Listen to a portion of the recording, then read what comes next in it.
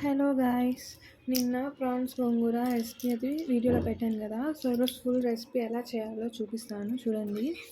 First అయితే prawns తీసుకొని బాగా వాష్ చేసుకొని అందులో ఉప్పు, కారం, పసుపు, గరం మసాలా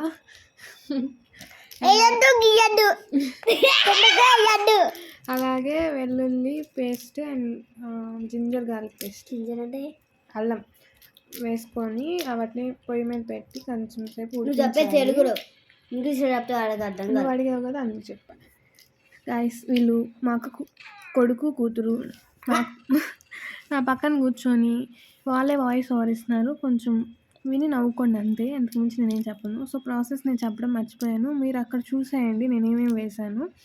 సో ఆ తర్వాత గోంగూర కడిగి పొయ్యి మీద పెట్టాను.